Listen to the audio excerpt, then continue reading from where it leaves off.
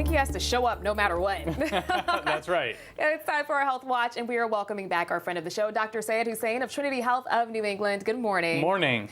Now, we do have a warning this morning from health officials here in Connecticut. They are urging folks to go ahead and get those seasonal vaccines because they say that they are seeing a rise in flu and RSV cases in New York, and they are expecting that similar increase here in Connecticut. So, Doc, tell us more about how the vaccines work. Some people are a little hesitant about getting them.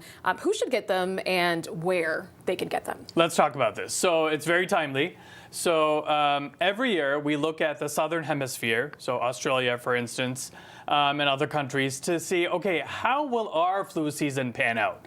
Because they go through their flu season 6 months before us because it's winter in the Southern Hemisphere when we're enjoying nice, good, hot weather. So Australia, for the record, had its worst ever flu season in history.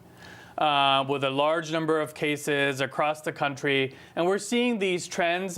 Japan in October, which is pretty early for Japan, declared a flu epidemic. Oh. There is a strain, a mutated strain of influenza called H3N2 subclade K, which is a poorer match for the vaccine, which may be contributing to some of this illness. But here's the take-home message. If you haven't gotten the vaccine yet, either for influenza or COVID-19, or if you're eligible for RSV, it's not too late. Our flu season peaks from December to February, so we still have a few weeks. It will start getting colder. As it starts getting colder, we will start seeing an increase in cases. And in Connecticut, we've always looked at New York and other neighboring states to say, okay, what should we expect? New York is seeing a really big uptick in terms of some of these respiratory illnesses, especially flu.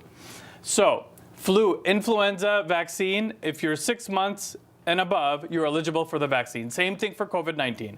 For RSV, if you're 60 and above with a high risk factor, you should consider getting that vaccine. Or if you're pregnant between 32 and 36 weeks, then you should also consider getting it because then you can pass on the immunity to your newborn. But take-home message as we, prepare for those family gatherings and, during this festive season, nobody wants to be sick. It's not too late. Yeah. Roll up your sleeves and get those shots. So I will reiterate what the Department of Public Health in Connecticut Commissioner Dr. Jutani mentioned yesterday. Those are really important points, and folks should take heed. Yeah, you want to enjoy your holiday gatherings. You don't want to be the one who got everyone sick. Right. Yes, okay. All right, so we love to get our Z's on this morning shift because we have to get up early. There's a new study that says getting less than 7 hours of sleep is linked to a shorter life expectancy. So tell us more about that study. Yeah, this is a very large study looking at data from 2019 to 2025 across the country. And it's very interesting because it shows that areas where people say we get less than 7 hours of sleep are associated with a lower life expectancy. This builds on previous studies that link, inadequate sleep to poorer health outcomes. Mm-hmm. But this is a large study looking at counties, and it could be an urban area or a rural area, access to healthcare, no access to healthcare, regardless of all of those factors, and putting aside other factors such as obesity and smoking and physical inactivity, this is really, really important. So the next level of detail that needs to take place and drill down that needs to happen is, do we need to look at shift workers? Do we need to look at school times? Do we need to look at what work hours look like? And, targeted interventions, but it's important to get your sleep 7 hours or at least 7 hours every night. Get your beauty sleep. Your body will thank you. All right, let's hop back to vaccines here for just a second.